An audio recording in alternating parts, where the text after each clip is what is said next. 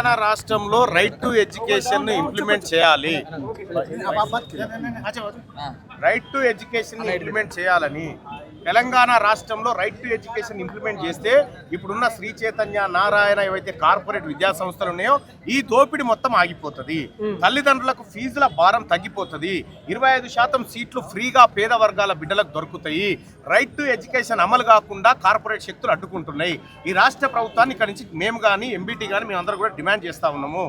తక్షణమే ప్రత్యేక అసెంబ్లీ సమావేశాలు పెట్టి రైట్ టు ఎడ్యుకేషన్ అలాగే ఫీ రెగ్యులేషన్ కమిషన్ ఏదైతే ఉందో దాన్ని నియమించి ఇవాళ పేద వర్గాల నుంచి దోపిడీకి గురవుతున్నటువంటి డబ్బును నిలుపుదల చేయాల్సినటువంటి అవసరం ఉంది. వీళ్ళు చేయకపోతే ఎట్లా చేయించాలో ఈ ప్రభుత్వంతో మాకు తెలుసు, ఎట్లా ఈ కార్పొరేట్ వ్యవస్థను అడ్డుకోవాలో, ఈ దోపిడీని అడ్డుకోవాలో మాకు తెలుసు. మేము ఒకటి చెప్తా ఉన్నాం, మీరు చేస్తారా మేము చేసుకోవాలన్నా అంతే. ఒకటి తెలంగాణ రాష్ట్రంలో 1211 స్కూళ్ళు ఈ 3 ఏళ్లలో మూతపడ్డాయి. కొత్తగా 2600 ప్రైవేట్ స్కూళ్ళు ఓపెన్ అయినాయి. గవర్నమెంట్ స్కూల్ మూతపడి ప్రైవేట్ స్కూల్ ఓపెన్ అయిపోయినాయి. ఒకే ఏడాది ఈ విద్యా వ్యాపారం తెలంగాణలో 90,000 కోట్లు.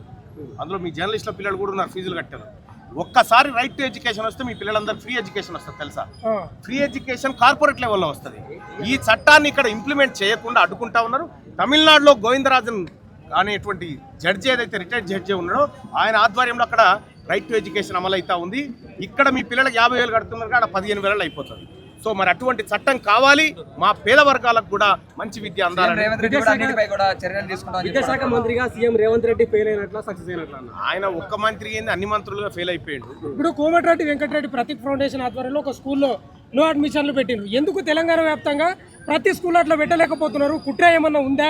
ఒకటి, హైదరాబాద్ లో 1,33,00,000 మంది జనాభా ఉన్నారు. హైదరాబాద్ లోనే చదువుకుంటున్నటువంటి వాళ్ళు ప్రైవేట్ స్కూళ్ళలో చదువుతున్నటువంటి పిల్లలే 7 లక్షల మంది ఉన్నారు.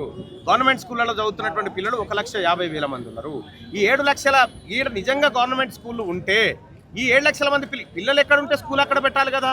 నువ్వు తీసుకపోయి నేను ఎక్కడో ఇంటిగ్రేటెడ్ స్కూల్ కడతా అని చెప్పి మరి హైదరాబాద్ లో ఆటో నడుపుకుంటూ కొడుకు ఏడ చదువుకోవాలి, హైదరాబాద్ లో కూలినాలు చేసుకుంటే వాళ్ళ కొడుకులు ఏడ చదువుకోవాలి, ఈ ప్రైవేట్ స్కూల్కి పంపించాలా? అందుకోసమే ఎక్కడైతే అవసరాలు ఉన్నాయో అక్కడ నిర్మాణాలు చేపట్టాలి. రైట్ టు ఎడ్యుకేషన్ వస్తే సర్వరోగ నివారణ, ఈ దోపిడీ మొత్తం ఆగిపోతుంది. సంక్షేమం ఇంపార్టెంటా, విద్య ఇంపార్టెంటా? ఎందుకంటే విద్య ఇంపార్టెంట్. సంక్షేమానికి పార్టీకి మాకు కానీ మా ఎంబీటీ కానీ మీ అందరికి కూడా మాకు important education and health more important than other schemes. కూడా సీఎం రేవంత్ రెడ్డి చర్య తీసుకుంటామని కూడా చెప్తున్నాడు. ఆయన చర్యలు తీసుకుంటే ఇందిరా పార్క్ కాడ ఎర్రటెండల మాకు ఈ పోసేందుకు ఆయన చర్యలుగా తీసుకునేది లంచాలు తీసుకుంటున్నారు. ఏ పార్టీ తీసుకొని స్టాండ్ తీన్మార్ మల్లన్న పార్టీ తీసుకున్నది స్టాండు.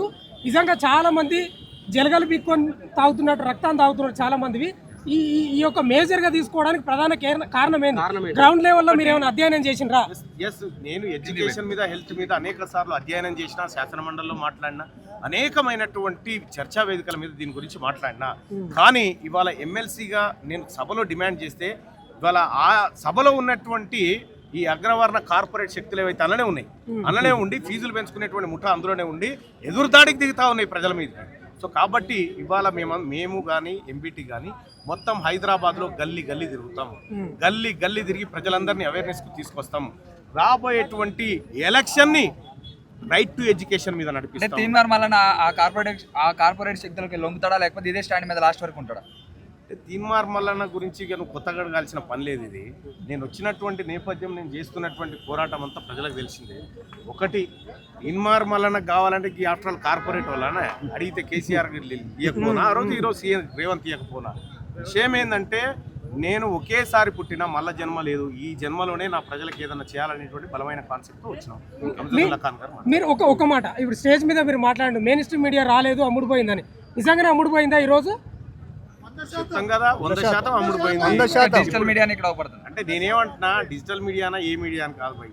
మేము ఏ మీడియా నమ్మే పరిస్థితుల్లో లేము. మా వాయిస్ లేనప్పుడు, మెజారిటీ వర్గాల వాయిసే లేనప్పుడు ఈడ 4 రెడ్లు కలిసి మీటింగ్ పెట్టుకుంటే ఎన్ని కెమెరాలు ఉండేవి? ఈడ ఎంత లైవ్లు, ఎంత కథ ఉండేది. ఇవాళ చిన్న పిల్లల భవిష్యత్తు కోసం ఒక పార్టీ, ఒక ఎంబీటీ పార్టీ, ఇలా తెలంగాణ రాజ్యాధికార పార్టీ ఉమ్మడిగా ఇక్కడ రైట్ టు ఎడ్యుకేషన్ కోసం మాట్లాడితే ఈ మీడియా ఎడిపోయిందా, ఈ పత్రికలు ఎడిపోయినా, రేపు పొద్దుగాల పేపర్లలో చూడరు వస్తుందేమో. నిన్న కవిత పార్టీ కాడికి అన్ని ఆల్మోస్ట్ కవిత మట్టిల కాడ నుంచి జడకొప్పు దాకా చూపించారు. మట్టిల కాడ నుంచి జడకొప్పు దాకా ఎన్ని డిజైన్లు, ఎన్ని అల్లికలు, ఏం కథ అనేది చూపించారు. సామాజిక న్యాయం అని చెప్తా ఉంది నిన్న. సామాజిక న్యాయం అంటే ఏంది తల్లి అంటే, నువ్వు తక్షణమే తెలంగాణ రాష్ట్రం నుంచి వెళ్ళిపోవడమే సామాజిక న్యాయం. అంటే తెలంగాణ ప్రజలందరూ కూడా తల్లిని కావాలి, తల్లిని అవ్వబోతున్నారు, అమ్మని కావాలని. అంటే తమిళనాడు పాలిటిక్స్ ఆ రకంగా కనిపిస్తా ఉన్నాయి. తెలంగాణ ప్రజలకు నేను తల్లిని అయితే అని మాట్లాడుతుంది. రూపాంతరం చెందుతున్నా అంటే ఆమె క్వశ్చన్ ఆమె పార్టీ పెట్టిన డేట్ చెప్పిందిగా, త్వరలో ఎక్స్పైరీ డేట్ కూడా చెప్తుంది. మీరేం టెన్షన్ పడదు.